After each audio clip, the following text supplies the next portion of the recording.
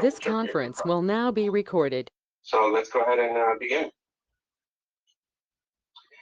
So before we begin, actually, I'd like to provide you guys a little bit of a disclaimer due to the nature of all the things that will be presented today. So this educational presentation is for those who are interested to learn about ethical hacking, security, penetration testing, and physical penetration testing. The misuse of the information and/or devices in this presentation could result in criminal charges brought against you. I do not promote, encourage, support, or excite any illegal activity or hacking without written permission in general. The author, which is me, and the medium provided, through which is Hackman, will not be held responsible in the event any criminal charges be brought against any individuals misusing the information in this presentation to break the law. All right, so let's proceed. So a little bit of myself and why I'm the person doing this presentation. So my name is David Provinsky. I'm a hacker, penetration tester, and a red teamer. I own the business Silver Hackers, which is pretty much an offensive security company. I'm very, very passionate about offensive security. That's pretty much what I do day in, day out. I love CTS, barbecues, and brewskis if you want to invite me more than that sounds. I'm a member of South Florida ISSA and also an active member of Hackman. I have it there, my LinkedIn, if you want to reach out, or also you can reach me through Twitter, Hackbox, Discord, or Proton Mail. And my address is 0x Overflow. So, a lot of people ask me why physical pen testing. My answer to why I perform physical pen testing, I can categorize it in many things. First of all, it can actually be underestimated by companies. For example, you have these companies that they spend, I don't know, tons, let's say in the dozens or tens of thousands of dollars into appliances, into firewalls, into IDS, into IPS, into a SOC monitoring their network 365. But sometimes they don't think about the physical aspect and how it can actually be bypassed, or they might have a weak physical security implemented. It's fun. It's definitely fun. There's nothing more than the thrill that you get, let's say at 2, 3 o'clock in the morning, leaving a sticky note saying that you were there on the monitor of the CISO of the company. Like, there's no thrill similar to that. It also gives the opportunity to educate others on physical security and bring the physical security awareness. Like, a lot of people think that because they invest hundreds of thousands of dollars into their network security, that means their security is overall well protected. Well, that might not be the case. And also keep in mind that in any company, the weakest link in terms of security is us. It's the human beings. Also, the opportunity of new challenges with any new engagement, like whenever you perform one engagement in 1 month, the following month might present a completely different obstacle. And plus, me, which I have no kids or anything, I love the ability to travel. Like, I can go anywhere, anytime, no strings attached, and I just love that. So let's go ahead and let's get a little bit more physical. Before that, I categorize the physical pen testing into 5, which I will explain each more in depth. So starting off, OSINT and social engineering tools. The second will be Wi-Fi pen testing. After that, we'll touch a little bit on RFID. Then after that, one of my favorites, which is the implant devices. And then finally, we'll land on lockpicking and bypassing techniques and tools. So regarding OSINT and social engineering, a lot of people think that OSINT is everything online. Yes, I mean, it is open source intelligence, so you do a lot of online reconnaissance on the target and building facility. However, a lot of it is also attached to the physical aspect. So, for example, in terms of that, we categorize under OSINT social engineering. For example, OSINT target, you would look up on Google Maps on satellite view how the building building looks on the outside. If you have the opportunity there, on a recent engagement actually, you can actually do a virtual tour of the inside. If by any chance you have the IP of your target, you might be able to see their IP cameras, and Shona, for example. And by any chance, if they have their IP cameras with default credentials, guess what? You're going to have an inside view of the building. Second thing to touch, dress accordingly. Whenever you're doing a physical pen test, a lot of people might think that due to the fact that I may be going into a building at 2, 3, 4 o'clock in the morning, that I may be wearing camouflage, tactical gear, and all that stuff. Not really. That's not really the case. Like, for example, if you're doing social engineering during the day, that you might be trying to see what their ID badges look like of the employees in order to copy it or something or whatever. You actually want to dress accordingly to dress in and not blend out. You don't want to be wearing all tactical and it might catch the attention of someone and they might think otherwise that you're not supposed to be there and whatnot. Another thing to keep in mind is that whenever you're doing social engineering and you're interacting with someone, it's always good to have an excuse, a valid excuse to be there. For example, if it's an office that you're trying to get into, and let's say they have a building manager or whatever, you could try to do some research on who does the maintenance of the building, and then you might pass by the office and say, oh yeah, I'm part of the maintenance team, I'm just doing an inspection or whatever. And then at the same time, you can use a clipboard and pen and say that you need to check some, I don't know, some fire extinguishers or some piping or plumbing or whatever in the office. You can come up with an excuse to be there. Regarding the badges, it is a good idea to have one with you. It gives more of a professional look. However, those might be quite expensive in my opinion. For example, if you look up on Amazon or eBay for a badge maker, like one of the cheapest ones I've seen, they come around $800, $900. For a badge, I mean, if you're going to use it multiple times for different badges and different contests, then absolutely go for it.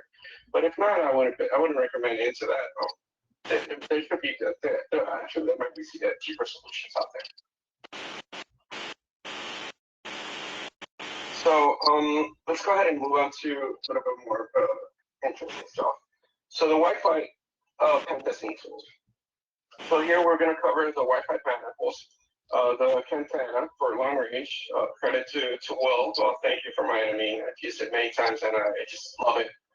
Multiple wireless dongles, the Phonogachi, battery bank, which is recommended. I personally use a 25,000 milliamp for most of my devices. And that last line about a project, something you can ask me about it later.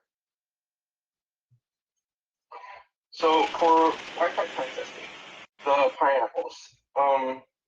I do strongly recommend using the pineapple for your go-to tool for Wi-Fi hacking. I mean, it's really easy to use. You can set it up as a rogue access point.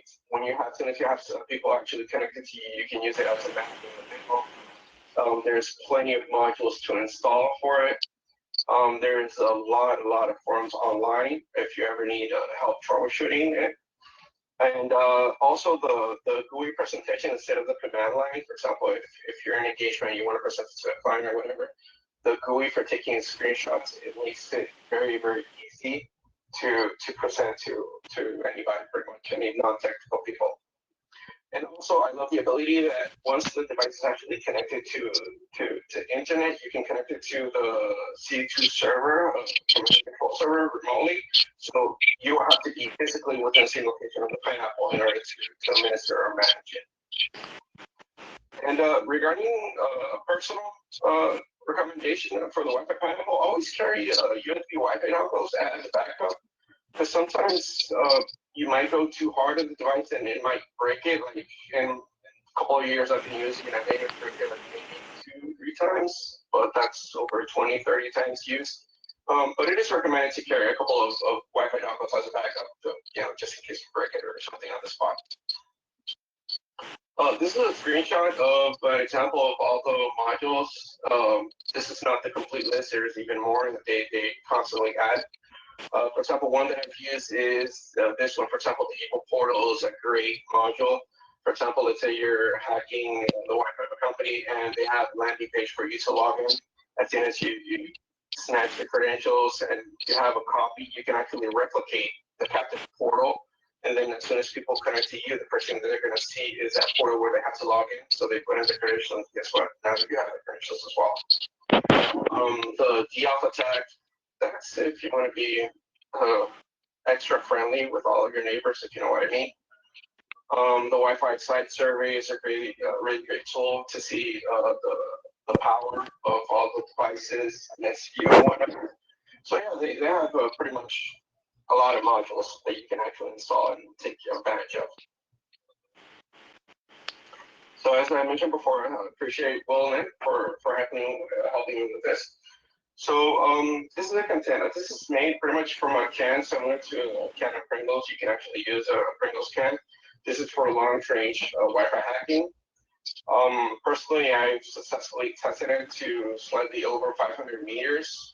You must have a clear line of view to the target, and it can be used with a Wi-Fi dongle. The great advantage of this tool to carry within your backpack is that, for example, let's say you're in a downtown neighborhood or whatever, where you have a lot of tall skyscrapers and you have literally no way of accessing.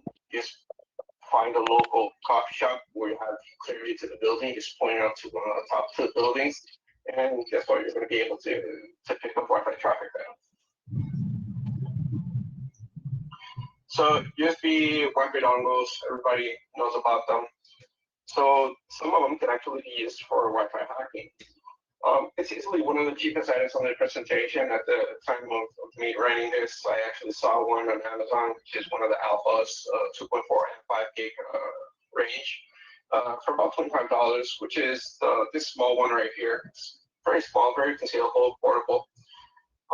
I've heard of another brand called Panda, which supposedly they're really good for packet injection. Well, personally, I have not tried them yet, but I've heard good reviews from them. So the Panagochi. This is something that came out, I'd say, a couple of months ago, and Hackman actually did a presentation on it already.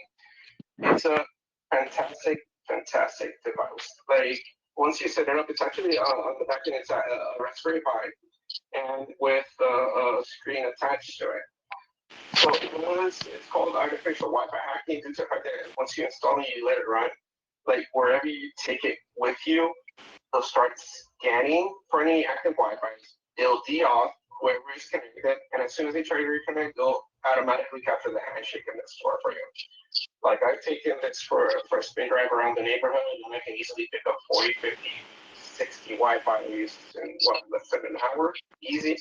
Just bring it home, take off all the PCAPs onto my computer, and crack them, and there you go. All the PCAPs. So moving on to RFID. RFID hacking is a little bit of a delicate subject. It's more advanced, if you may, but it is something that is used commonly on whenever we're pen testing or physical pen testing onto a building. So I'll be talking about the tools that are used, which is RFID frequency diagnostic cards, the Proxmark, the Keysi RFID duplicator, and the RFID ESPT.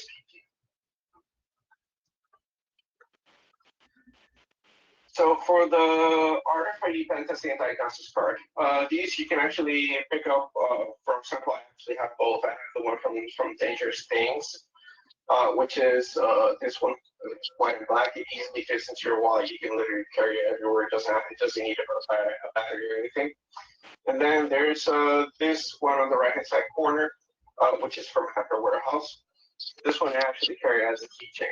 So the cool thing about these two devices is that, for example, whenever you walk up to a building and you see that in order to get into the building you need an RFID card, you just take one of these two devices and put it next to the device, and it'll let you know if the RFID being utilized is actually low frequency or high frequency.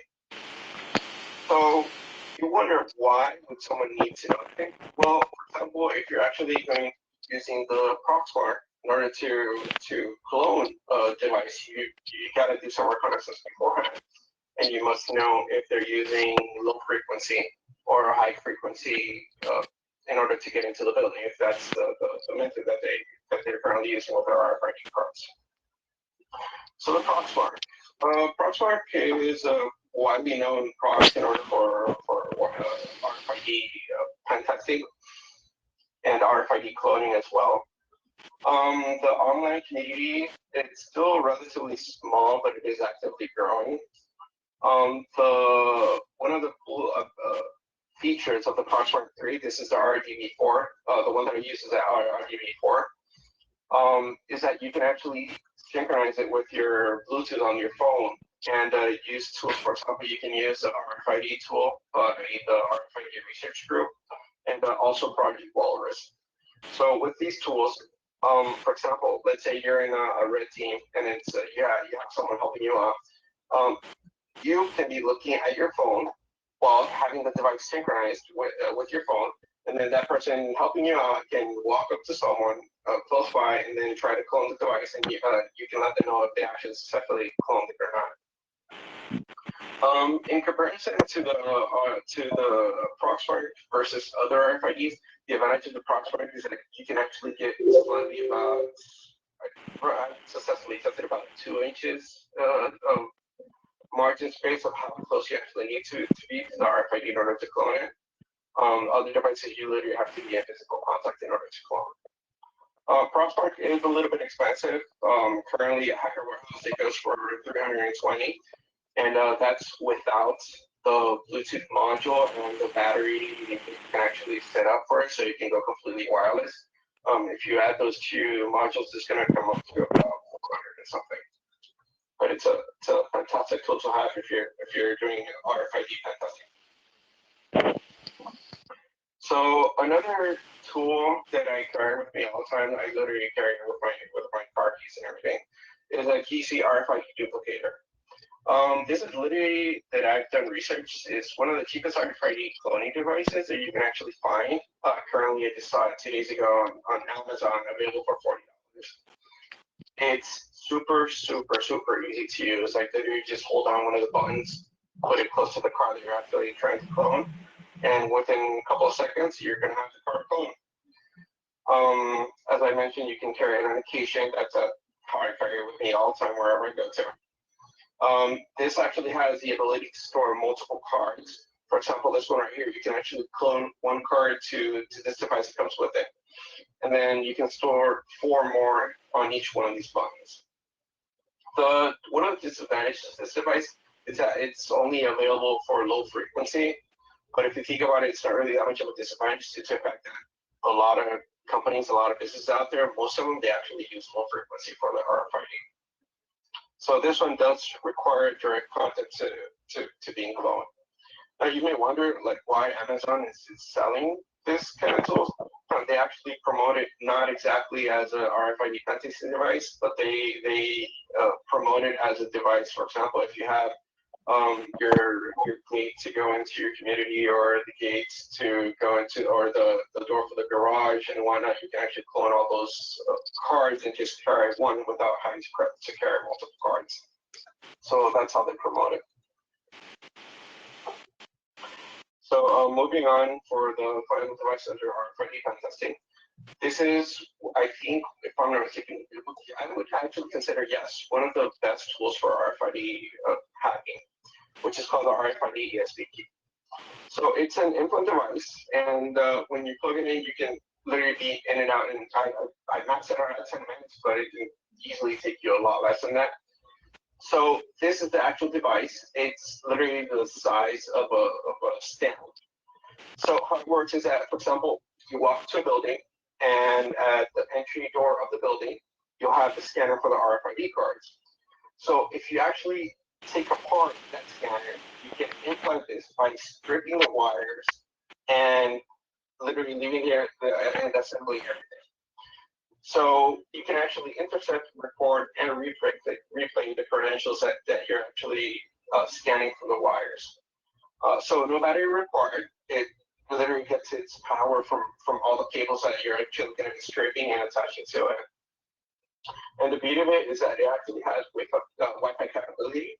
So you can actually set up the device as a hidden access point. So whenever you can actually leave the device, go home, come back, I don't know, a week later, and then connect to it through the hidden access point device, and then you can bring down all the or download all the credentials that you actually stored on the device. And not only that, simultaneously, even besides downloading all the credentials that you stored, you can actually replay them and open the door instantaneously. So that can be acquired at renting tools under ESP. So it's a fantastic tool. And the beauty of it is that due to the size and the nature, like once you install it, there's no way of, almost no way of detecting it. Like, for example, if someone is actually monitoring traffic going through, they're not going to know that this device is actually there. It's a man in the middle. So talking about the subject on the implants, let's move on to other devices. So pentesting implants. This is easily one of my favorite subjects due to the nature of these being small toys, gadgets, whatever you want to call them. So starting off with the Shark Jack. The Shark Jack is another small device that I carry with me as well with my keychains and other product, fantastic product from Hackby. Let's say you walk into a building where they have a lobby reception, if you may, and they have one of those VoIP phones, voice over IP. And next to the VoIP phone, you have a jack outlet for Ethernet, right? Let's say they have an extra port. You can literally plug in this device, let it run, and in less than 2 minutes, you can do a port scan of their network. So it's a great, fantastic tool for doing reconnaissance. So behind the actual device, it's an embedded device. It actually has a Linux operating system running on it. So you can actually modify the scripts that you want. For example, if you want certain syntaxes or tags on the Nmap scan, you can actually set it up there. The battery life on it runs for about 7 minutes. I've been lucky sometimes that I can actually get it to run 8, maybe 9 minutes, depending on what I'm actually doing with it.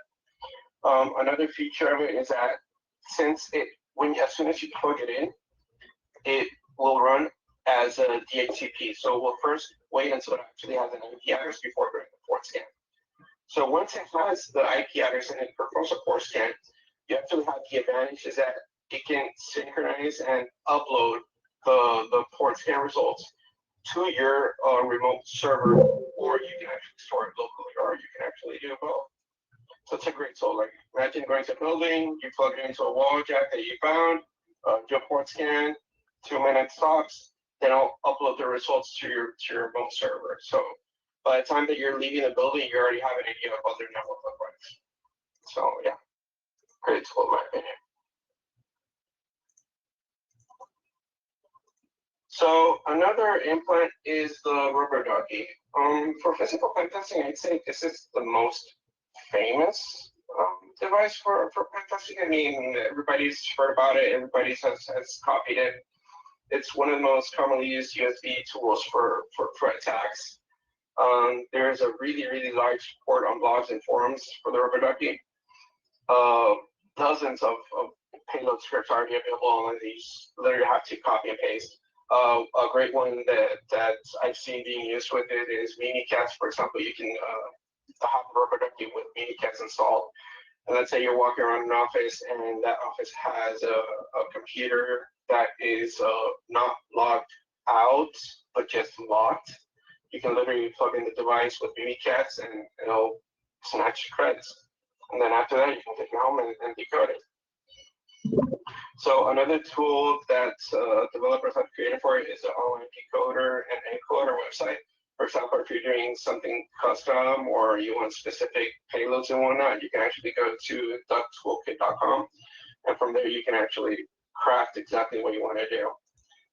I've seen payloads there all the way from firewall evasion to port scans to many different things. It all depends on what you want to do. Now, a lot of concerns about these is that, for example, one of the common uses is like going through a parking lot and dropping off dropping close to an employee parking lot to see if someone picks it up and plugs it in their computer. But you might be a little bit skeptic, as I am, of leaving a device that costs $50 behind, in a parking lot. A car might smash it or something, or nobody might pick it up, might be left in the dust in the rain, whatever, it might damage. So I discovered an alternative option, which is the DigiSpark. These I've literally purchased on bulk through eBay. You can get them for like $2-3 each, and you can actually get the same results as the Rubber Ducky with the DigiSpark.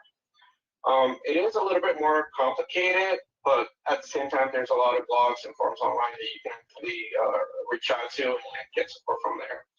And also similar to the Doug Toolkit, I've discovered this DigiSpark encoder compiler, which is mixu-port.github.io. And it's a really cool web interface where you can actually create your encodes so they can work for the DigiSpark. So second device into the implants. The Land Turtle, it's another product from High-Five. What I love about this one is the persistence. Like the other devices, usually just plug in, one-time use, that's it, you get your results or not. But this one, it's literally a shell. Like you're gonna be there actively 24/7 whenever you want to. Like for example, here's a tweet from 2016 from Bo from Black Hills that he was actually using the Land Turtle for a pentesting engagement. Like on the other end, it's just a USB, and on this end, it's a RJ45 connection. So the beauty of it is that it is Linux based, and as same as the other High-Five products, you actually have multiple modules, tools available to install. For example, there's a screenshot of a couple of the modules available. And it also, as same as the other devices, actually has the ability to upload the results to the command and control server, which if you have, let's say, on a DigitalOcean VPS, you can have it literally available for you to 24/7. And anytime you plug it in, it'll do whatever it's going to be set to do and then upload the results.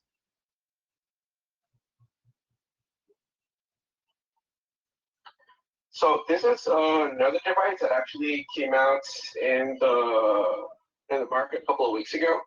It is another product from the High-Five group. This device, I recently acquired it. I haven't had yet the opportunity to play much with it. It is still under development. High-Five actually, they're currently doing weekly podcasts on modules and payloads for it. Kudos to them on the fantastic work they're doing. So there are other keyloggers available with similar features. The reason why I picked this one versus the other one is the availability of this one actually as well, being able to connect to a remote server, and you can actually manage it remotely. So it does have also a Wi-Fi antenna that it can actually connect to a Wi-Fi set that you actually have set up. And due to the size of it, it's nearly undetectable. And not only that, this one actually has another feature versus the other keyloggers, is that this one can literally scan the computer it's plugged into, and it'll pick up the serial or the ID of all the devices on the computer, and it can actually emulate almost every single one of the devices. So it's almost undetectable, if you may.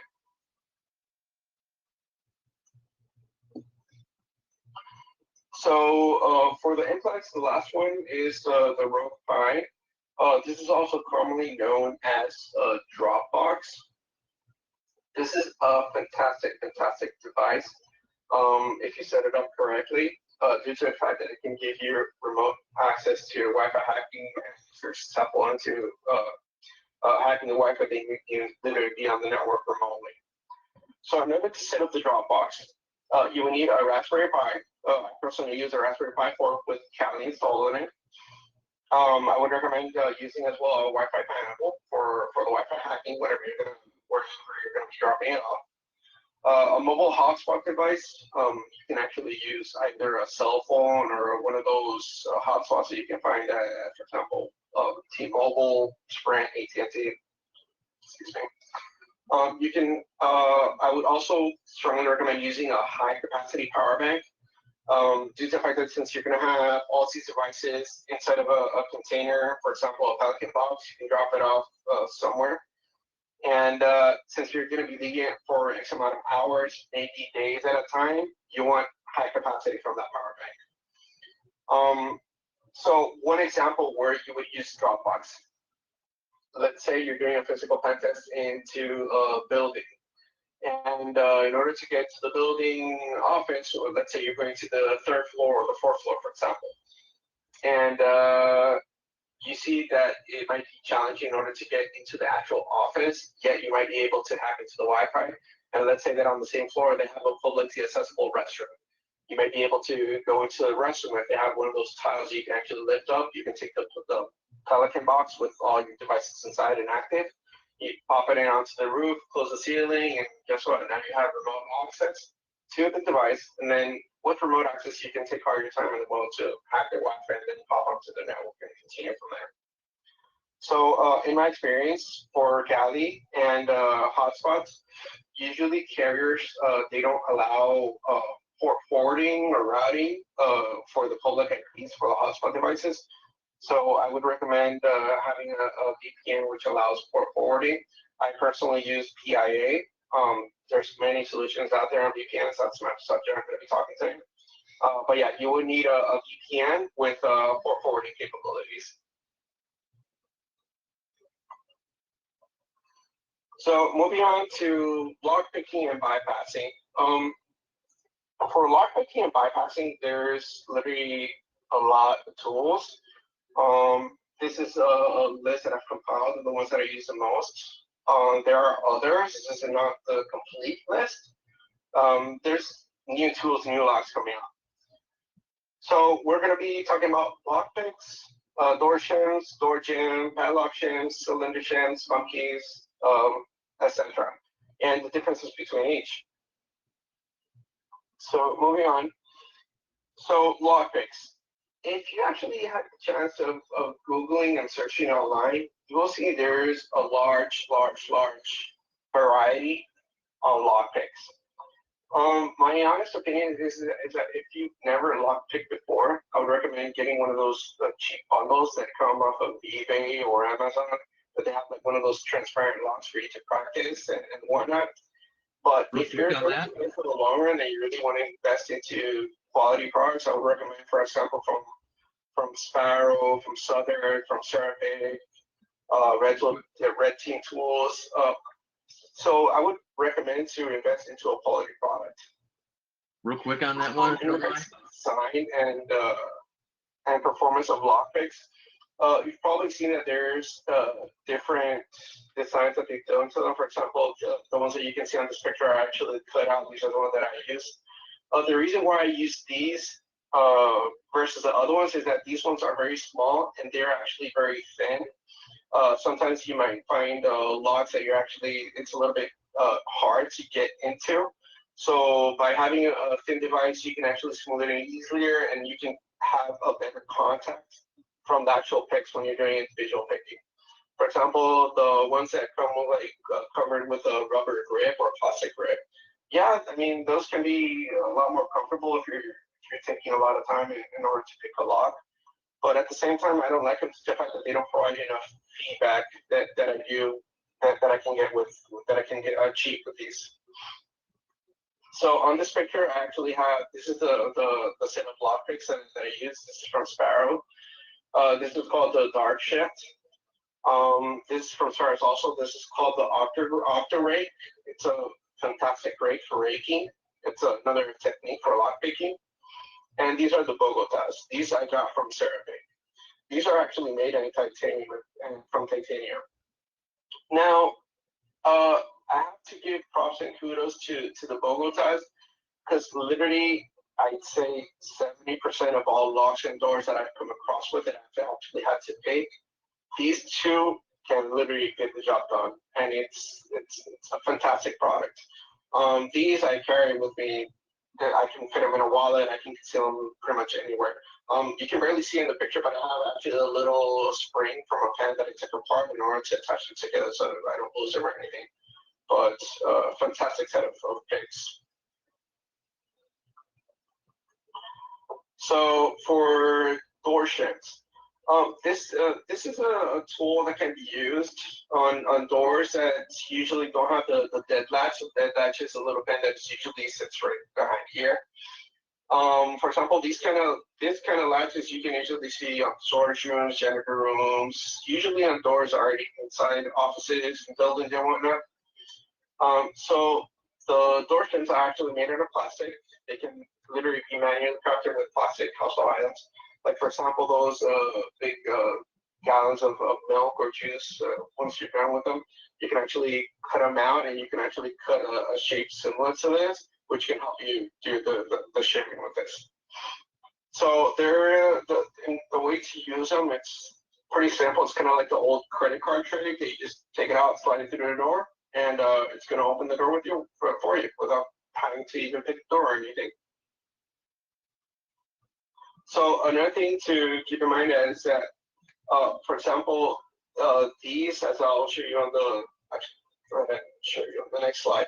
For example, on this latch, on this side of the door, you can actually see the latch. On some doors, for example, this one you can actually push in, but if it's a door that you're pulling, like for example, you have doors that go inward and go outward.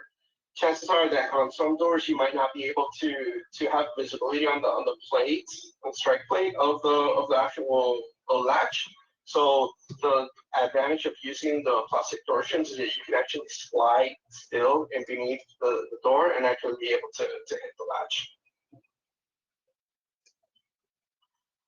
So moving on to the door jambs. This is a common tool for opening doors and whatnot. I actually have these two. I have this one which I carry with me on my wallet, and then this is a more handheld one. Whenever I'm red teaming, I need someone else to help me out with the tools, and we have multiple doors and whatnot. So the disadvantage of this one versus the plastic one is that this one can only be used on doors on which you have a visible latch like this one. If the door has a seal and it's covered, then you're not going to be able to use it. But at the same time, it's versatile, as in you can actually use it in a push-pull direction. For example, if the latch is facing inward or if the latch is facing outward, either way, as long as you have visibility, you can actually use this tool in order to open it. So you can find these online in different sizes and whatnot. And surprisingly, these can also be crafted. For example, if you have an old credit card that is expired and whatnot, you can actually take the credit card, which is the same size as this, and cut out these shapes. And believe me, the credit card will actually work as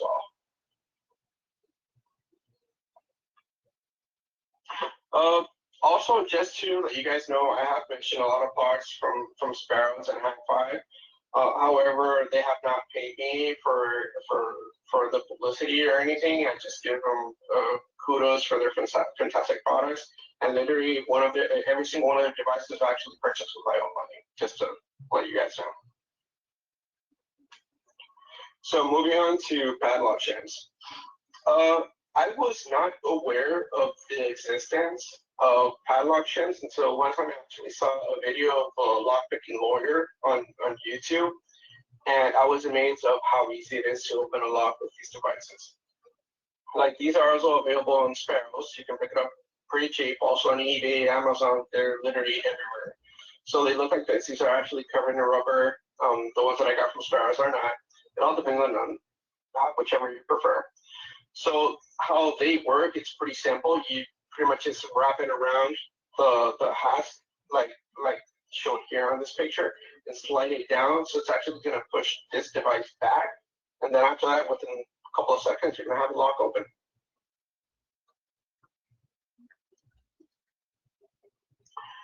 So moving on to the other kinds of shims, which is a cylinder core shims. This is a great tool in order to open up cylinders if they're actually a little bit loose. So for example, on image 1, there's a regular lock without the key inside. You can see that the pins are completely unmatched. On image 2, it's using a random key. Still, you can see that the pins are not matching. So on 3, they're using the proper key. And from there, you can actually see that they're able to open the lock. You see every single pin is matching. However, how the cord shim works is that you insert it above the cord, hitting the first pin, and then you manually pick each pin. So you pick the first pin, you push the cord a little bit deeper. You pick the second pin, you push the cord even a little bit more deeper, the shim into the cord a little bit more deeper, and so on until you get every single pin. Then out of the blue, you're going to be opening the lock, easy peasy. So here is actually a sample video of Boston Bill that he actually does the core shims and also the door shims as well, the one previously shown. So bump keys. Bump keys is another tool that I've used in order to get to those. Sometimes you'll find those doors that are just really hard to pick. A bump key is a great way of entering a door quick and easy. So how it works is how it's displayed here on this GIF is that these parts of the key actually strike the pins with force, making them all go up at the same time. So once they go up, you immediately twist the key, and with the force, it actually open up and hold the pins on top. The only disadvantage of using bump keys is that it can be really loud. Like for example, if you're trying to go early in the morning into a building and trying to be discreet, maybe have, I don't know, security guards walking around the building when you're trying to be hidden, chances are they're going to be hearing you knocking hard on the keys while trying to bump them into the door. So yeah, that's pretty much the only disadvantage of them. Besides that, it's a great tool for pen testing. So physical pen testing, elevator keys. Yes, they are available online. Yes, I do have elevator keys. Yes, they're even available on eBay. However, due to the nature of that subject, it can be very complicated and also dangerous. So I'm not going to be talking about it on this presentation. I mean, what can I say about an elevator? They go up and down. And if you're interested on more on elevator hacking, there's a great talk on that Deviant Olin presented on YouTube. You can actually watch it there, and you can learn a lot more about elevator hacking there. So default keys. I've always questioned someone like, why would you bother block picking if you already have a key? So a lot of companies manufacture products such as automobiles, such as intercom devices, such as filing cabinets, and a lot of companies actually use the same default keys for literally everything. So one of the tools that I carry with me is a set of default keys that are commonly used everywhere.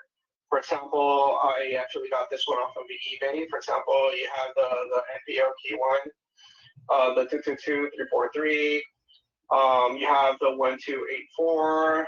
You have the A126. You have many known keys that are used, for example, for intercom systems, for filing cabinets, for server cabinets. For example, there's one that's being this one, for example, the 1284 is actually the common for fleet cars. And on this set, you can actually even find a golf cart key. For example, you're walking on, I don't know, the downtown on the beach or something, you see a golf cart. You know, I'm not suggesting anything, but just don't do it on devices you're not authorized to. Now, a tip on the 1284. We all know it's a Crown Vic and it's displayed here, but just an FYI, the Crown Vic is not only a cat car. We all know the multiple uses that car has been useful for. But yeah, here you can actually see a video of the 1284 being used in order to open and even turn on the car.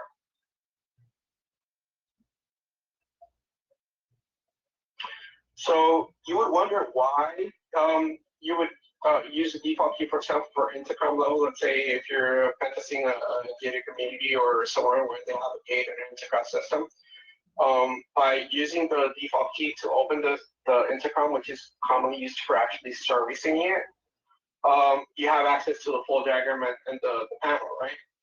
The beauty of it is that if you actually do some little Googling, some research and whatnot into each panel and their manufacturer and whatnot, chances are you're going to find their manual. And with the manual, chances are you're going to find the cable specifications, such as the unlock signal in order to unlock it. You know, these kind of things you find openly available literally everywhere. So key jigglers. Key jigglers is another fantastic tool that I've used. This is commonly used for wafer locks, tumbler pins, and other devices. For example, there's a lot of videos online of these used in order to open a lot of Ford cars, especially. I think one of the most common ones being used are these three in the middle. One of them is actually called the one key to rule them all. But jigglers is a great tool to carry. For example, sometimes you find those cabinet locks that they're just completely unpickable. You just toss in the jiggler key, start jiggling, and chances are within a couple of minutes you're actually going to be opening that lock. Here's another sample video of how jigglers is being used. This one is actually used on a vehicle. And yeah, it's a great tool to have to your add-on. All the guys out there is small and thin. You can literally carry them with your regular keys wherever you go to. So another tool that I've used, you'd be surprised, is the compressed air. So thanks to fire code regulations, it depends on what I believe this applies for every single state. Whenever you have a building that has access control or RFIDs, in order to exit the building, they have the request to exit sensor. So if you notice, as soon as you're exiting the building, there's a device on top of the door that it's actually pointing in the direction of people walking towards the door. So when it senses the thermal temperature of someone actually walking towards the door, they'll open the door, unlock the door, and allow you to exit. The issue or the vulnerability about these is that by using compressed air, you can simulate the change of temperature and actually unlock the door from the outside. But just literally, you flip the compressed air upside down with a nozzle, you press it through the door, and it'll spray the air into the inside. So the drastic change of temperature will actually let the request to exit sensor that there's a change of temperature, and it'll literally unlock the door for you. So there's a few sample videos here that I've added. One of them is actually done with compressed air. As you can see here, it can actually done with a vape as well. And another option which Deviant did was with using whiskey. However, that one, if you're actually on a higher job, I wouldn't recommend doing. Another advice on these is that supposedly I've heard that you can actually take a frozen piece of newspaper or magazine and slide it into the door, and supposedly that works as well. Personally, I have not tested it, but haven't been in the need to. And there's another technique used. For example, sometimes in some offices, they will take the request to exit sensor and actually put it a few feet away from the door. So you may think, oh, okay, so the compressor might not work. A way of bypassing these is if you actually take, if you're able to, you take a balloon, you inflate it with air, and you pop the balloon through you put the balloon through the hinge of the door, you blow it, and then you let it go from the other side. And with movements of the balloon flying in the air, it might unlock the request to exit sensor as well. So two other tools that I use for my pen testing. One is a UDT, the other one is a DDT. So these are called the underdoor tool and the double door tool. So for example, sometimes you'll find that this is commonly found in, for example, in schools, in big buildings would have a lot of employees and whatnot that they need the ability for fire codes in order to open both doors at the same time. So for example, here's a picture of the double door tool being used. Like you literally just, if the door is not installed correctly and it doesn't have the hinge in order to protect it in the middle, you just pop this tool in between, and you can just pull this, and within seconds you're going to be opening that door. So another fantastic tool is the under the door tool. For this one, there's a sample video on how to use it, thanks to fire code regulations as well. Office doors are not are required to have a handle instead of a knob. So due to the fire code regulation and then having the handle on it, by law, they have to have it. So this is a fantastic tool for opening up the handles on doors. The only disadvantage of these tools is that they can be, due to the fact that they're made out of metal, they can be a little bit big and they're a little bit hard to conceal. But aside of fact, they're great pen testing tools. So other physical pen testing tools that I would recommend carrying with you or using, a drone for surveillance pics. Personally, I actually have a DJI. Those can be a little bit expensive, but I use it for as a hobby, flying drone, and also taking pictures whenever I'm going to the site and I need a physical picture of the layout of the building. And let's say, for example, I can't see the back side of the building with Google Maps.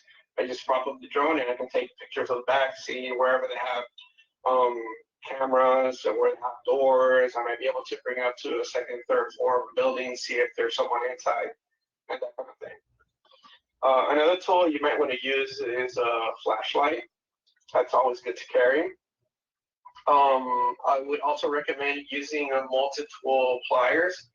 For example, in my experience, let's say you're on an engagement and you're trying to open up a door, but you forgot your lockpicks, and it turns out you're carrying with you the multi-tool pliers and you have a can of soda. With the can of soda, you can actually, I'm sorry, not forget the lockpick tools, but you forgot your portions. With the can of soda and the multi-tool pliers, you can actually cut out the shape of the portions and literally just make it on the spot. A radio, if you're red teaming, that's very important. You have to have communication with your team if they need to report something. I would also advise to carry with you water and snacks. Sometimes you're picking a door, it can take an hour or two, maybe if it's a complicated door or a building or whatever. And chances are you're not going to find any water or snacks, so you want to carry something with you. In regards to previous slides, I mentioned of having a fake badge for the social engineering. However, in this case, I do also strongly recommend carrying with you proper identification, just in case, God forbid, you're caught and they call law enforcement and whatnot. You will need to present yourself and what you're doing and whatnot. Hand sanitizer is definitely a must, especially nowadays with the whole coronavirus pandemic going on. And sometimes you'll open up a door and you're successfully going to an office and whatnot, and they have desks in there. And some employees are just not clean enough, and you'll see that their desk is a complete mess, and it's just, I'm sorry to say this is just utterly disgusting. So you want to carry with you hand sanitizer, just clean your hands and whatnot if you're not able to wash your hands in a close by restroom. So with you also want to carry a camera to take all pictures and videos of every step of the process of the pen test engagement in order for you to find your report and present it to your client or whoever's hiring you. Another tool to use is binoculars if you're doing a physical reconnaissance. For example, if you're parked in the parking lot, whatever, from across the street of a building, you want to see who's there and whatnot, keep track of who's going in and out of the building. And finally, obviously, a laptop. Like, you will always need to carry a laptop with you. Let's say, for example, your tool's just not working for whatever reason, you need to diagnose your tool or troubleshoot it. It's a great way to troubleshoot it as well. For example, if you're able to physically get access onto to the building, then part of the target is that you are allowed to connect to the network, that you can actually bring your laptop and pop into the network and then continue hacking from there. So a lot of people actually ask me, so what would keep me out of a building? Well, I mean, it's hard to say. There's a lot of challenges out there, a lot of systems implemented, but you just never know. So there's always a way of breaking something new. So here's a couple of the pages from where I acquired all the tools that I currently use. Also a couple of videos and channels. So for example, Deviant Olem on YouTube. There's Lockpicking Lawyer, Austin Bill, and others. Those are great resources for learning on lockpicking and physical pen testing. So besides that, I do thank you for giving us time to do the presentation. I hope you liked it. And once again, this was David Berinsky, and if you have any questions, feel free to reach out. Thank you. I got a few. Some things I've noticed that I just kind of want to point out and throw out there. For a cheap location for getting lockpicks, don't overlook wish.com. So I got all my coworkers last year for Christmas a very simple lockpicking set from wish.com, and it was like $2 a set. It was literally nothing. It wasn't the greatest set in the world, but very great for someone that was just starting off. The other second thing I noticed with regard to flashlight, recommendation, always use an LED flashlight. Never use an incandescent flashlight. And the reason for that is because a lot of your company's older security camera systems will not be able to see an LED flashlight. So anything that you're shining around is not going to illuminate on the camera. Just throwing that out there. And of course, lastly, always make sure that you have your get out of jail free paper that's signed by the company that defines what the scope of your pen test is. So especially like right now with looting and all that crap going on, you can hand that off real quick and not get beat down or shot. Anyways, that's my 2 cents. All right.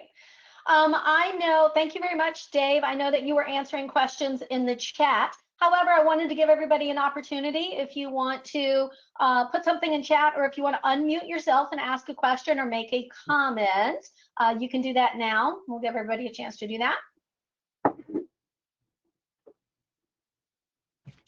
All right. Well, I think Dave answered almost all the questions in chat anyway. So I just wanted to, I mean, it was a live demo presentation. Just wanted to do a live display. This is a Proxmark. So it actually is on and wired and synchronized to my phone. So right now it is scanning completely wirelessly.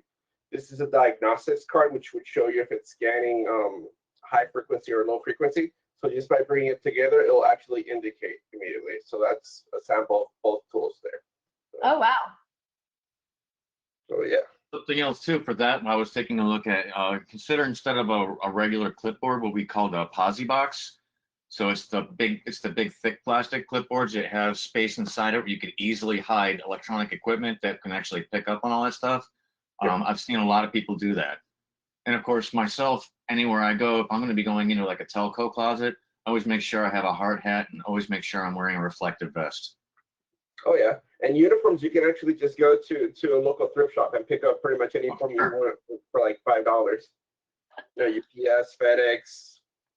Yeah, you can find a lot of uniforms there. $1.99. All right, guys, any other comments? Okay, thank you, Dave. That was amazing. And we have that recorded, and we also have the recording itself and the slide deck, so we'll be able to supply those upon demand. And it looks like, Henry, are you up? Yep, right here. Oh, fantastic. Let me see if I can do this. I am making PC the presenter, right? Yes. I just want to make sure. Okay, so I'm going to let you introduce yourself because you guys seem to be better at that than I am. So let me go ahead and make you the presenter. And you should be able to select which monitor you want to share. Perfect. All right, it's all yours. Thanks, babe. Awesome, thank you. My name is Henry. I also do pen testing and red teaming.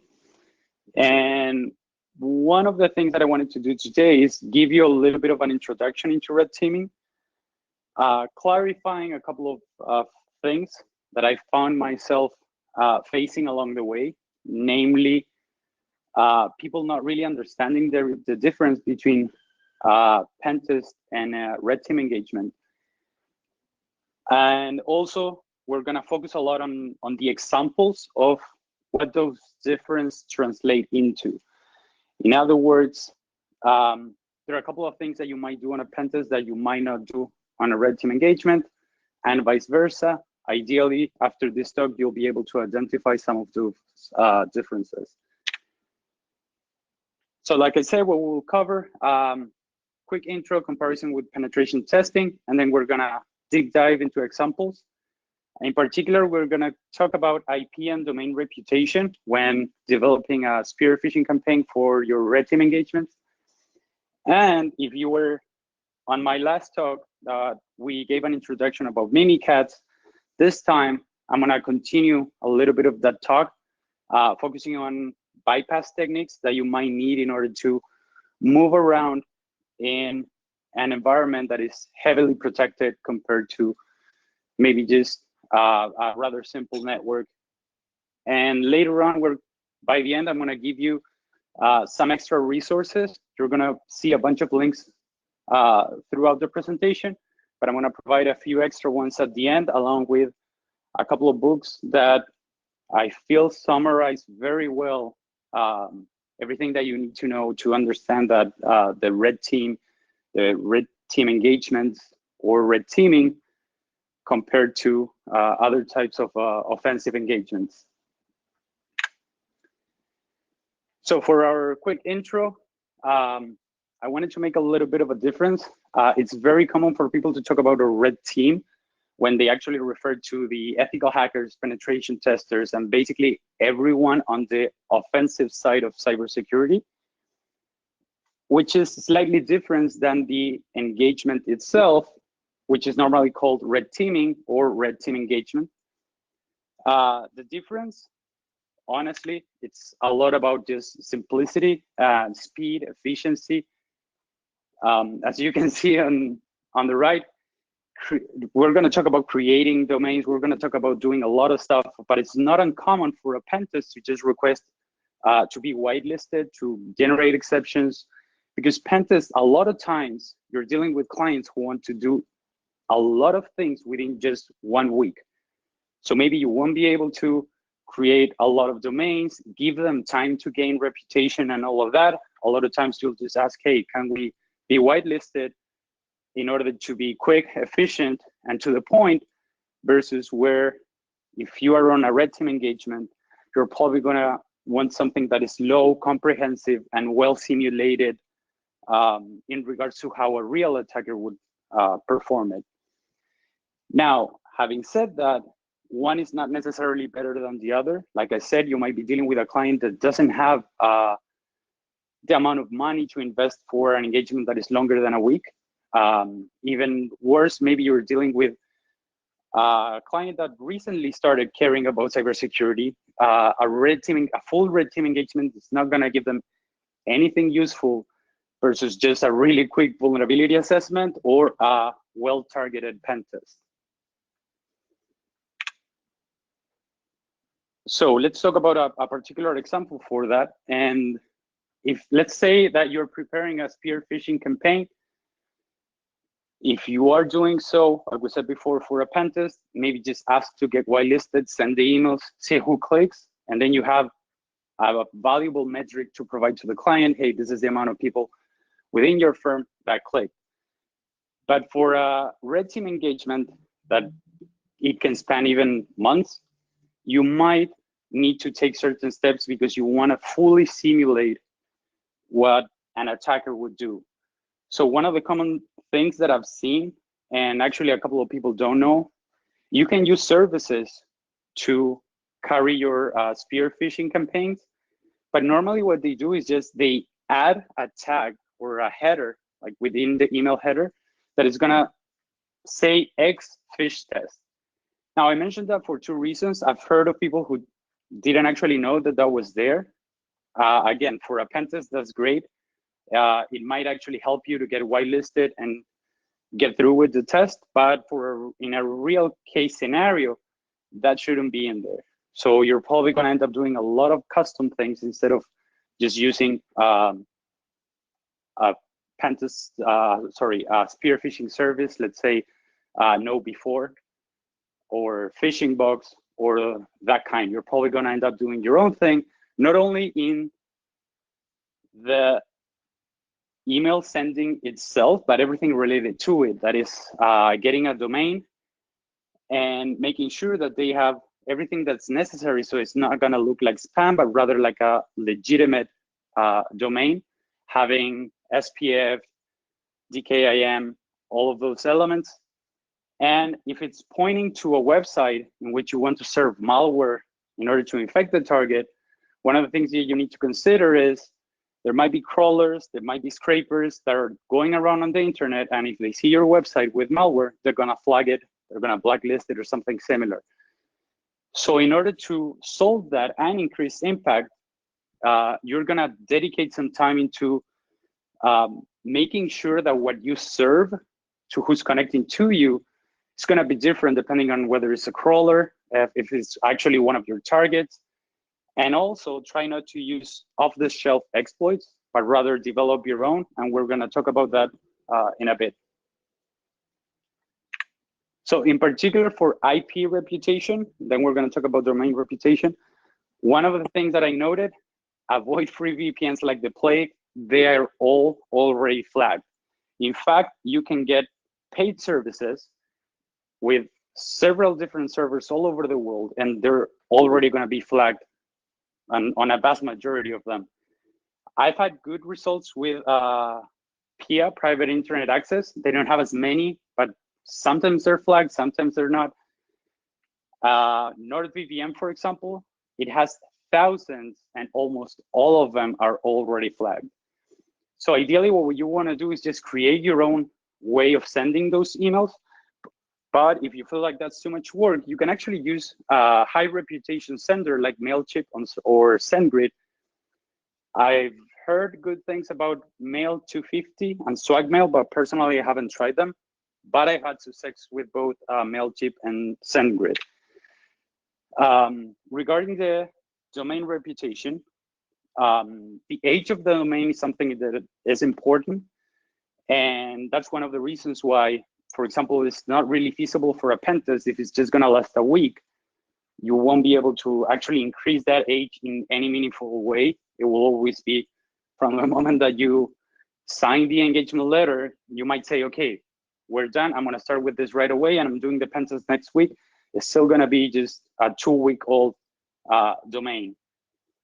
For a red team engagement, you probably will be able to buy that domain very early on, then continue with other parts of the open source intelligence, social engineering, intelligence gathering, whatever else you're doing prior to that attack. And you'll have enough time that the domain will at least be a month old or something like that. So it doesn't look like fresh new that was just created for this in particular. SSL certificates from a certificate authority instead of self-signed certificates. And setting up DMARC, DKIM, and SPF, which basically, if you know what those are, if you don't know what those are, it's basically telling the server that receives the email who's allowed to send emails on your behalf, like in terms of server, a signature, and just a bunch of rules on what to do and how to read those verifications, if you will. And going back a little bit to MailChimp and SendGrid, if you're setting all of this on your own, make sure that you also verify your domain with these providers, so that when you send that email, it says that it was sent by you instead of, hey, it was sent by MailChimp on behalf of your domain. In order to continue with domain reputation, we mentioned trying not to get flagged, trying to avoid getting blacklisted and serving different content according to who's connecting. There's different ways to do that, but the most common one is with the user agent. Now, you should know that you could connect to a website with whatever user agent you want. So you could have a scraper connecting to your server and not identifying itself as a crawler, as a scraper or something like that, but probably is going to use the user agent of Chrome or something like that. One of the common techniques to try to detect that is using JavaScript, which basically means setting up a script making sure that whoever is connecting to your server will run that script, and that script will do a couple of checks within the environment in order to determine, yeah, this guy is a bot or this guy is a legitimate user. I'm gonna change what I'm serving to this user. And if you just wanna see a bunch of user agents for different crawlers, right there you can use that command. It will download from Gray Noise whatever updated list they have of web crawlers under user agents. Just slap that into your server, make sure that you don't give them anything suspicious, add the JavaScript, try to analyze a little bit more, and then you serve different content according to these different clients that will be connecting. Some final recommendations or considerations. The email volume, this is kind of obvious, but if the email is huge, there's a lot of HTML code in it, and you're sending emails like crazy, you're still gonna get flagged. Ideally, you need to try to keep it precise, try to send a couple of emails, then wait a little bit and send a couple of emails. So maybe short bursts with decent pauses in between will go a long way. Avoid broken links and try to avoid redirects. I've seen some services or security solutions flagging redirects when the domain that your domain is redirecting, let's say to Google, Facebook, something like that, to a high reputation domain, but you are not related to them. So this is normally used when, let's say you're trying to capture credentials and then forwarding that to another domain versus just grabbing and throwing, doing a permanent redirect or that kind of stuff. You gotta be careful with those details in order to make the campaign not only realistic in terms of how the attacker would do it, but also try not to alert a bunch of security tools in the meantime doing like funky stuff. So try to keep it simple while emulating all of that.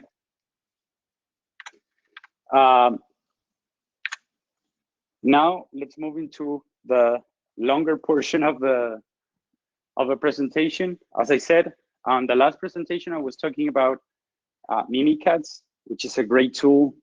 You can use it to get credentials from a device and then reuse those credentials however you deem necessary. But one of the things that I mentioned at the end of that talk was that because it's such a powerful tool, a lot of anti-malware solutions are looking for it. So ideally, you'll have to find a way to hide it. So we're going to talk about obfuscation, encoding, packing. I know that there's a bunch of tools that probably people are very aware about, but I wanted to mention a couple of new ones. I particularly tested Powerline. It worked great. And then we're going to move on to app whitelisting bypass. There's a nifty technique in which you use a garbage collector and a path traversal in order to run other stuff while being whitelisted. Then we're going to talk about AMSI, which is the anti-malware scan interface for Windows, and Credential Guard, which is pretty self-explanatory, trying to prevent stuff like Mimikatz stealing credentials. And last but not least, we're going to talk about kernel drivers, because why not? If you're already in the device itself, why stay in user space when you can move to kernel kingdom? So let's start with obfuscation, encoding, and packing. Personally, I'm surprised that you can use XOR encoding, Shikata Ganai from the Metasploit framework, or even just keyword replacement. And in some cases, that will still work. So not so long ago, in 2016, the guys from Black Hill InfoSec basically grabbed Mimikatz, throw it into VirusTotal, and already, without doing anything, only 19 out of the 50-something engines actually found or identified Mimikatz as a threat. And one of the very first thing that they did is just replace the word cats with dogs, and that number, that the 19 positive identifications for malware dropped to only 8. So now a quick mention on that. I've seen that still work, but it's a huge difference on where it is working. It says a lot about the maturity of a company, their stance on cybersecurity, whether you can bypass with rather simple and well-known and documented techniques that have been out there for years, or if you'll need to kick it up a notch and try to make things a little bit more complicated like we're about to see. Normally, that usually correlates to compliance. So if you have banks dealing with credit cards, they have to comply with PCI. If you have hospitals with patient health information, they have to comply with HIPAA.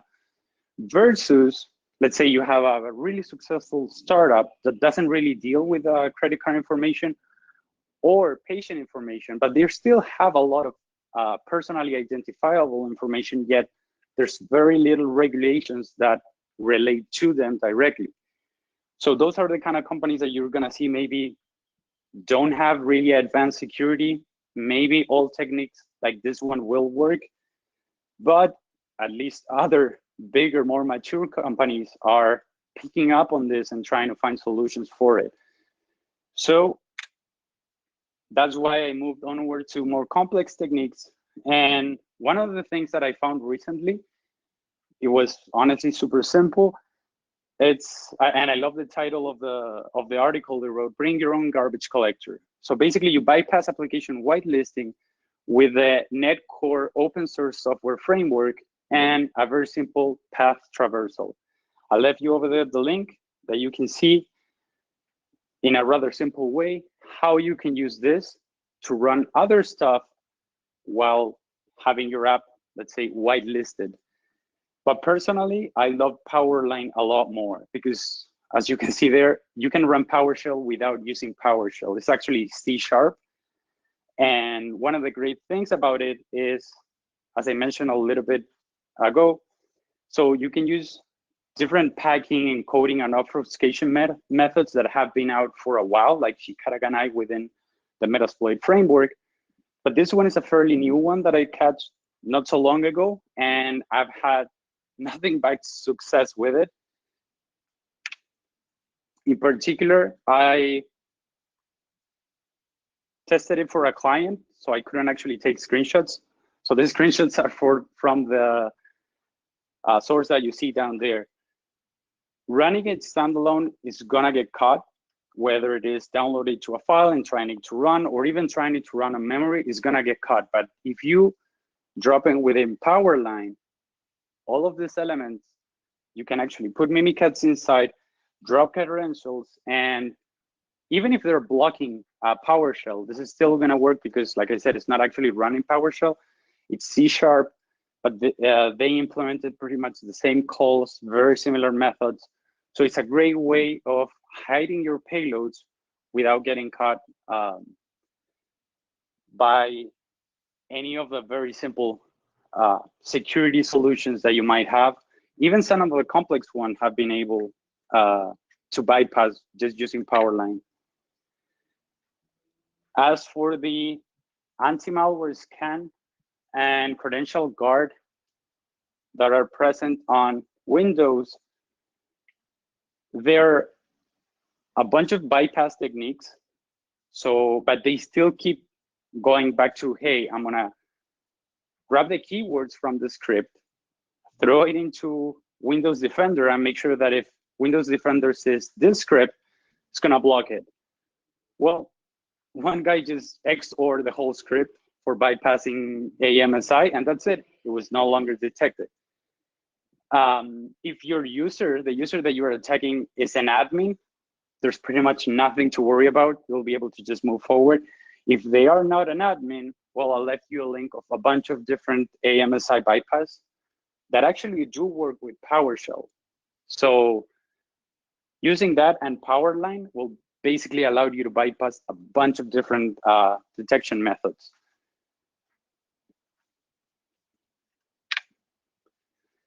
But personally, one of the most powerful tools that I've seen is Mimikatz on its own already has a kernel driver, which is called MimiDrive or MimiDRV.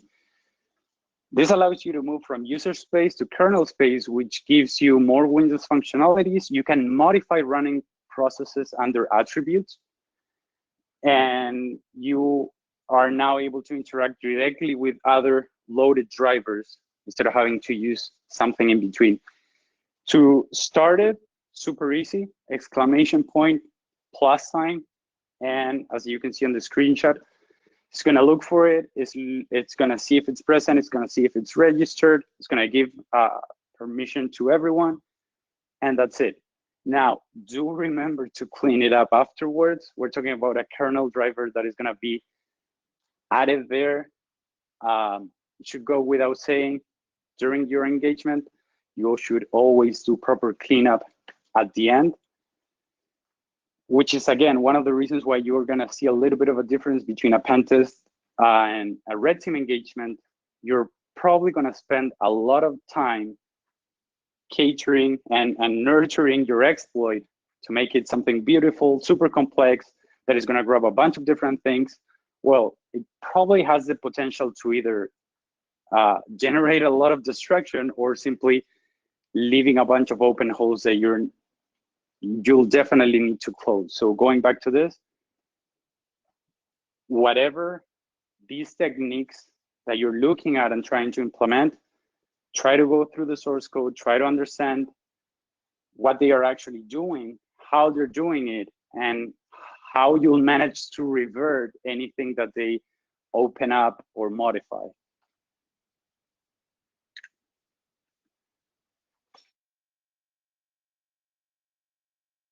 So more references and sources. One of the things that I wanted to leave at the top of the list, there's a really small book called Red Team Development and Operations. It comes with a companion website. You can actually go to the website right now. There's already a bunch of information there. Personally, I prefer sometimes reading for having like a small book to carry around and be able to read every once in a while. That one and the next one, which is Tribe of Hackers Red Team. That one is basically just a collection of interviews with 47 professionals in the field, but they talk a lot about understanding the difference between red team and pen testing. There's an incredible amount of recommendations regarding rules of engagement, how to properly deal with all of those elements. I saw a little ago in the chat when Dave was talking that people were asking, hey, what happens if you get caught? Well, very important to have a signed letter, a signed engagement letter, in order to, like Matt said, that's your get out of jail free card. One of the things that I've done is actually create a fake one and a real one and try to present the fake one first. And if that one goes through, then I have yet another thing to mention on the report that failed. But yeah, definitely having all of this organized in a good way, it's going to help you a lot. And those two books go into great detail on how to go about doing that.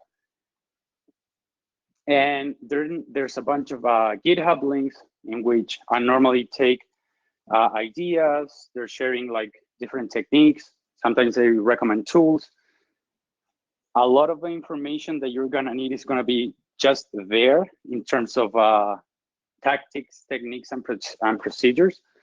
There's a whole line of the first GitHub link says awesome red teaming. So you can look for awesome threat intelligence, awesome blue teaming. There's like a whole mini series of these guys collecting a bunch of information condensed into one of the areas of cybersecurity, be it offensive side, defensive side, or just research. There's a lot of information to be taken from that one, but I did leave a couple of others that I think have really good analysis on certain tools, or recommending, like I said, tactics, techniques, and procedures. And all in all, a bunch of techniques and tools that you can download, tailor to your own effects, and then launch them however you deem necessary.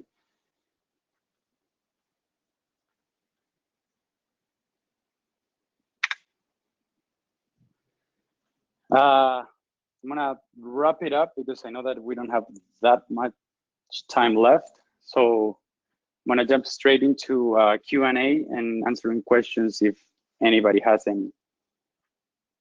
Henry, you can have all the time you want, dear. That was really, really good. Thank you. Anybody that wants to ask some questions? I know some people had asked in chat, but you are welcome to unmute yourself and ask your question as well. We encourage discussion and questions.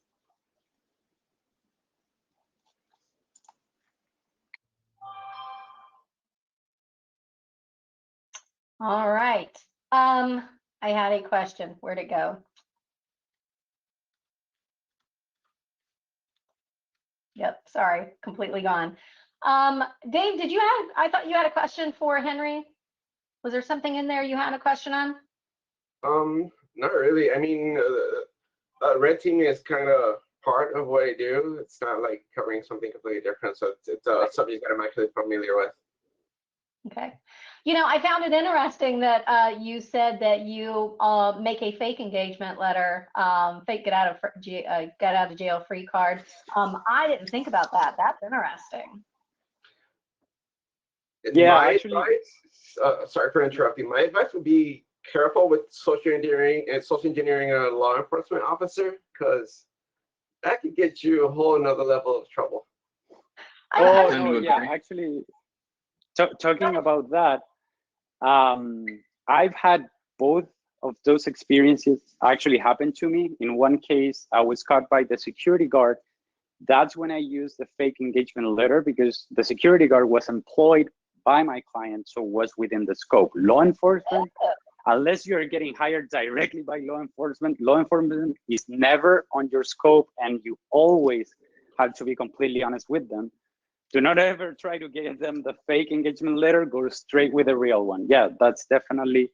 I've had both situations happen to me, and I think I saw in one of the comments. I don't know if it was you, Dave, that mentioned it, that guards tend to be trigger happy if they're armed. In my case, they weren't armed, but yeah, they were a lot more aggressive than when the police came up. Like, actually, the police were, I would say, they were like fascinated about what I was doing. They were happy to get my engagement letter, call the client number that was in there, verify the information. They were great. It was actually the bad experience that I had was actually with the security guards. The problem I would have in the defensive posture is, honestly, I'm a former military police officer, and I've had worked with LAPD and San Diego PD. If I rolled up on the scene and I was suddenly given two different letters, I would seriously call to question the validity of the actual correct letter. You know what I mean? Oh yeah, I get what you're saying. Yeah, that's definitely something to consider. In my case, those two scenarios occurred in different situations. So yeah, I didn't have to deal with the security guard telling one thing to the officer and me telling him another. That luckily didn't happen, and I get what you're saying. That could end up giving more issues than actually solutions. So it's definitely something to consider. But that being said, there's also a lot of bored, stupid security guards that just don't even know what they're doing. I actually remember one time I was doing a red team demonstration for a telco company I was working for, and I actually had the security guard help me carry a computer all the way out to my car.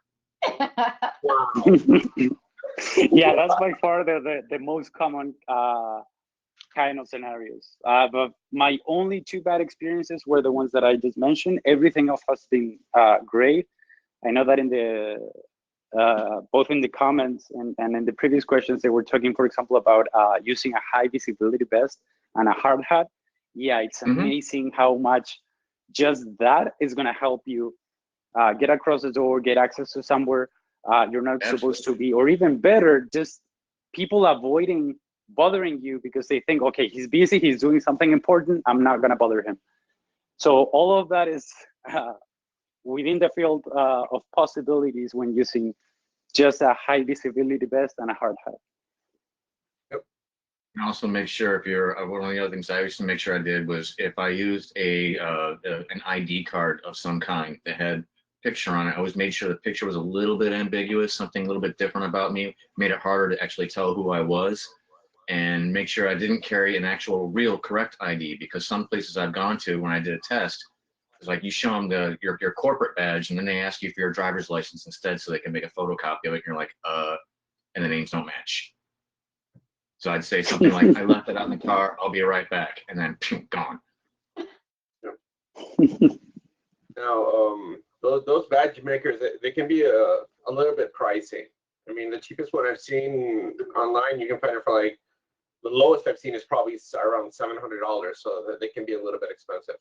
But are they worth it? Oh yeah, Staples and absolutely. Staples and Office Depot, they actually, if you go online, you can actually find them online. They make bubble jet ID card makers. And it's just sheets of the plastic with a laminate that you run through your bubble jet printer, puts the fake ID on there, and then you, like a piece of tape, you put it on top of the plastic, looks like a regular ID card. Gotcha. Yeah, I'd rather stick to the overnights where I don't have any interaction with people. It's just a lot easier. Understood. So I have a question for Henry. So regarding the whole red teaming and also physical as well, do you think they're increasing a lot more with having everybody working remote and whatnot?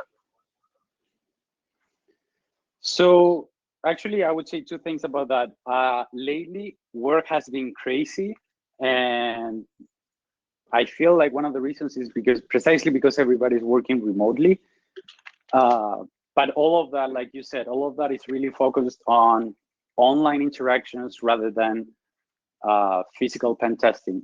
I don't know if that was a preference of my clients. I was actually doing physical pen tests for a couple of them, and they said, hey, because of the whole coronavirus thing, we're basically closing up the office. Everyone's working remotely.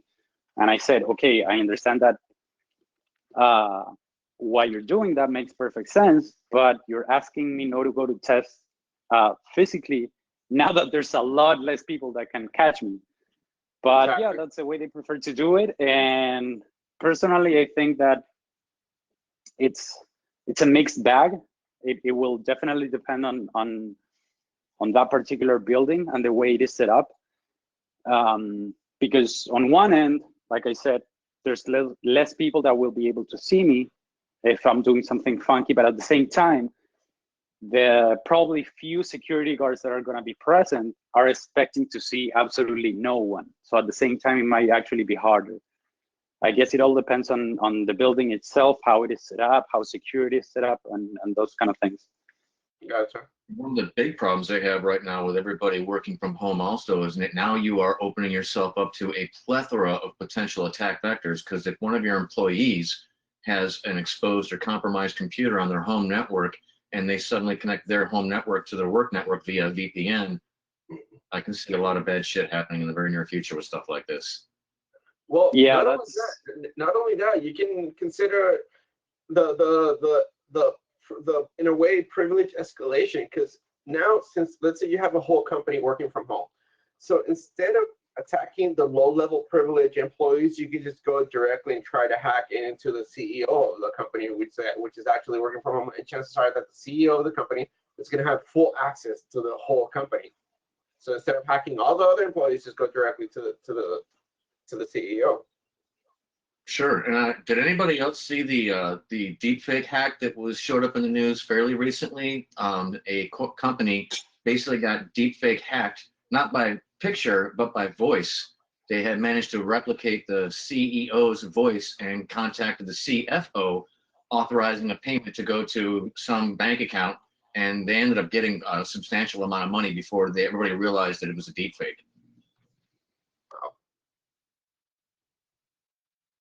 Pretty amazing.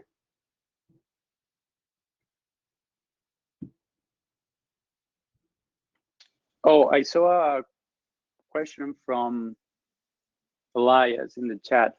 So what happens when you trick, say the receptionist and some higher up realizes that you're not supposed to be there. How do you recover from that?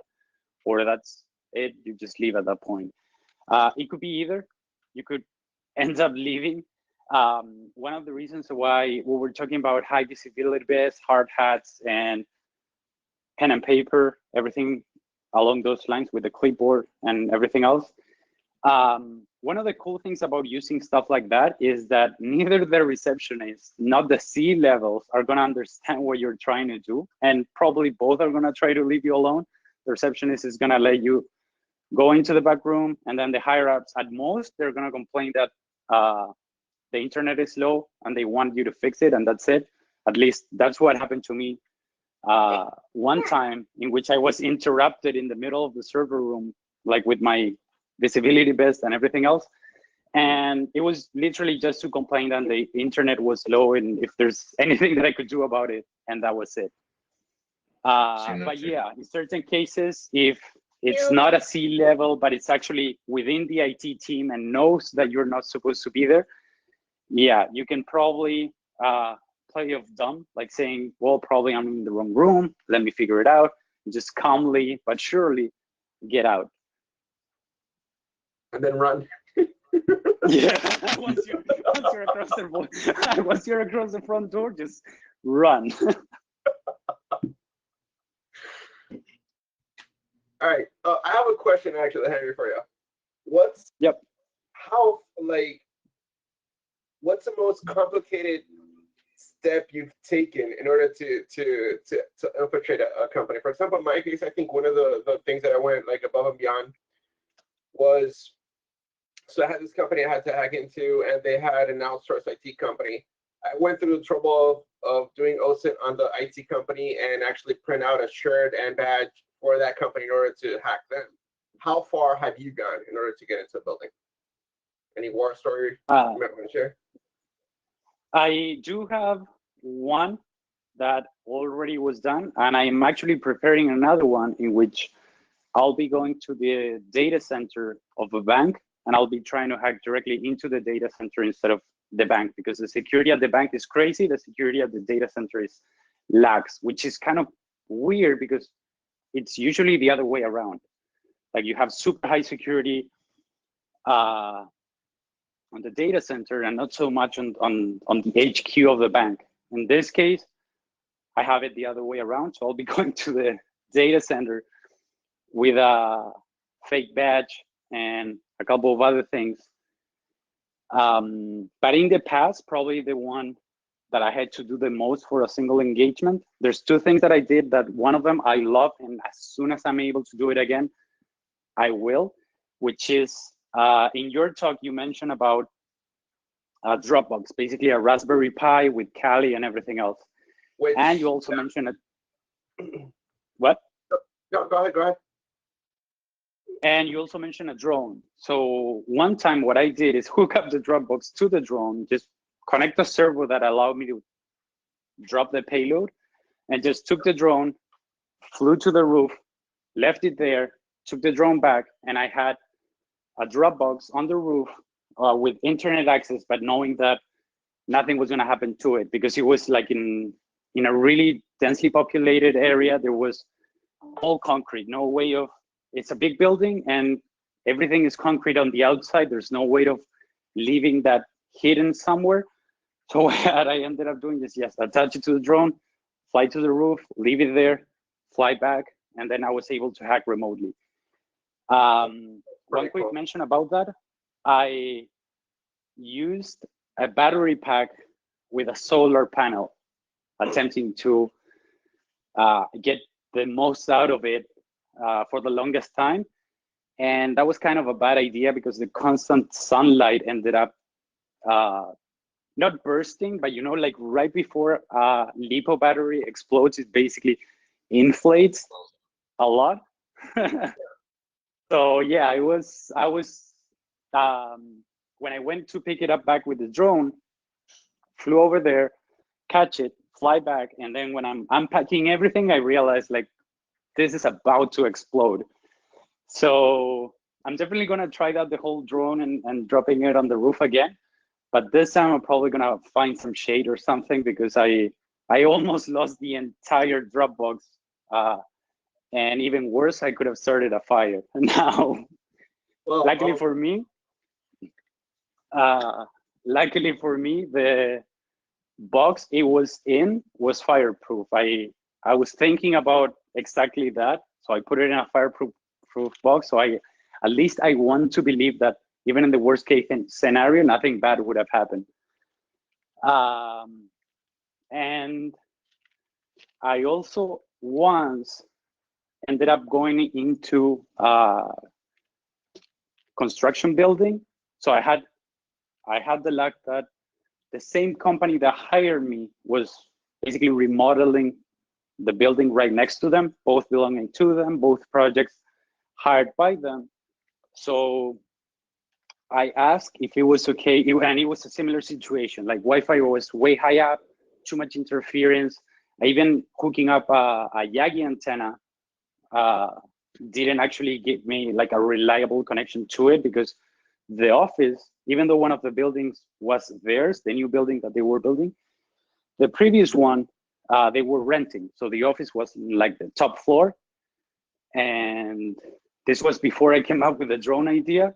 So in that time, I actually went into the construction building, similar attire that I use for other engagements, just a high visibility vest, stuff like that. Went up. I actually had to buy a harness because they required the guys in the construction to wear a harness because it was a high-rise building. So I actually got myself a harness. I already, which is probably something important to mention, I had already worked in construction. I actually was allowed, because this didn't happen in the US, this happened back home, and you need a special credential for that. Luckily for me, I already had that credential, so I was allowed to operate heavy machinery. I was allowed to climb on a construction building. So that made it a lot easier. And said, well, after working in construction, I moved into hacking. I still had those credentials, so I said, might as well use them. So I got into the construction site, much like any other worker there, with a bunch of small devices, much like the ones you showed, Wi-Fi dongle, Raspberry Pi, stuff like that, hidden in a bunch of different pockets or on the vest. Just went to the highest floor, installed the Raspberry Pi over there, and went back out. And that was probably, that was as far as I gone to target a firm. Pretty cool. So I actually had that idea of using the solar panel. I recently got one, so I'm in the process of testing, and with the battery, testing the input output, see how long it could last and whatnot. But also keep in mind the temperature and whatnot. I don't want to blow up the battery. Yeah, definitely. In my case, one of the things that probably would have helped is also adding cooling, like active cooling to the whole box instead of just a really small fan on the Raspberry Pi and that's it.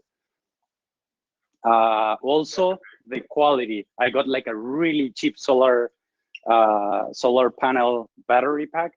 Maybe getting a good quality one will avoid those issues. Gonna give it a try. If anything, I'll let you know. Awesome. All right, question for me regarding the DSpark. What other requirements are you need an Arduino module or besides the USB? No. All you need is pretty much just the DSpark. And actually, didn't we record the talk that you did, Ms. Kiswa, Danielle, for the Arduinos? Yes, I did the Prezi on the Arduinos and the DigiSpark. Let me see if I can dig it up, and I'd be happy to share it with you guys if you like. Or it actually may already be on the YouTube channel. I'll go take a look. Yeah, but you do not need the physical Arduino. You need the Arduino IDE to answer your question, Elias. Yeah, the little USB device, you can get them. I've seen them for as cheap as like $2, and even cheaper than that. You can get them for like $1 if you buy them in bulk through what's I gonna get it through Alibaba or something like that? I don't know. I remember. You said you got it through Alibaba. I bought some from, I think I got a batch from eBay and they were all bad. I got like 2 batches of 5, right? The one batch of 5, all 5 of those were bad. They were $2 a piece.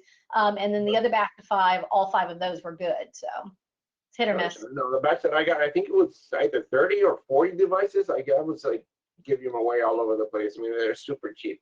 Yeah. And you said you had gotten those from Alibaba, and I'm like, oh man, I should have done that. Yep.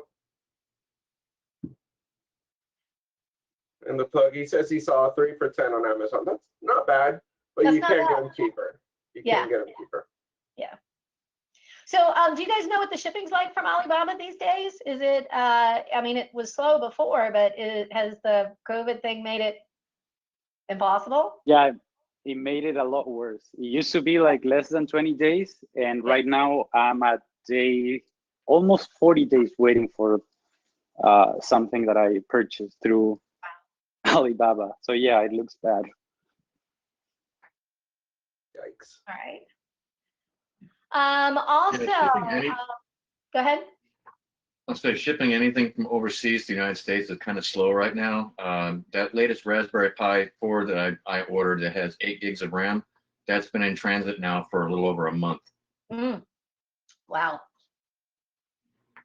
Also, oh, I know what I was going, not so much a question for you, Henry, but I was going to offer it up. I also did a talk on setting up the SPF, DKIM, and DMARC records.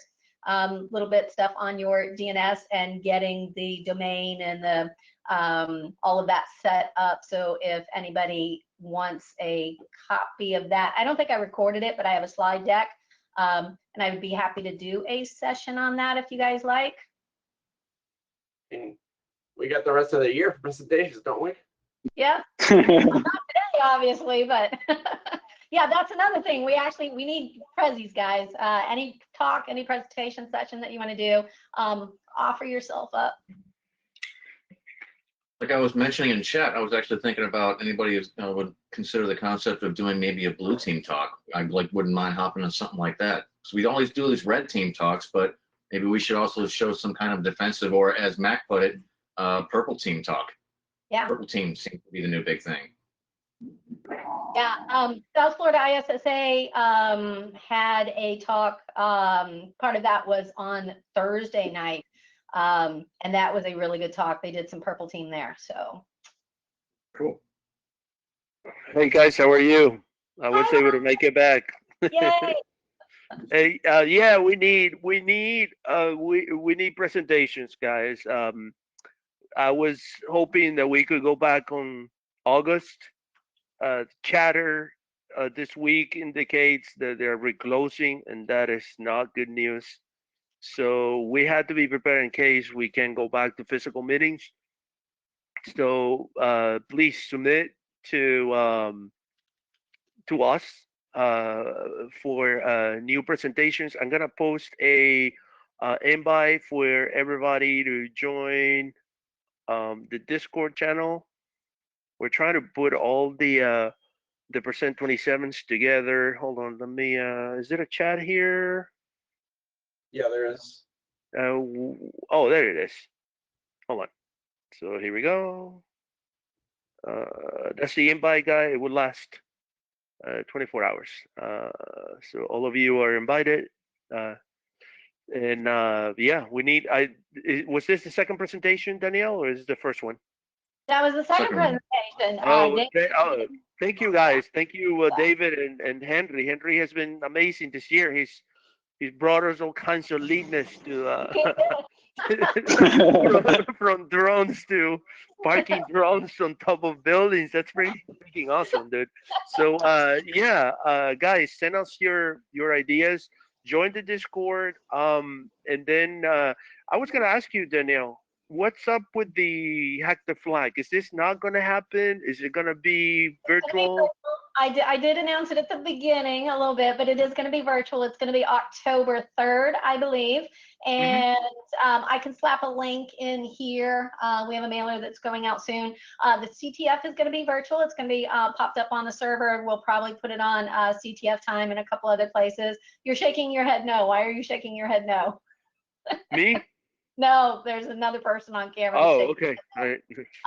The chili cook-off portion, on the other hand, seems to be problematic virtually, but we'll make some good suggestions on that. Awesome. And I did forget, thanks for posting the Discord invite. I knew there was something I forgot to do, and it was the Discord link. Sorry about that. Yeah, we guys, the idea is eventually to move to Discord. The Slack is all right, but they cut us off on messages and features. So I'm just waiting for the Discord to be migrate over, and then we'll have it as a backup, basically.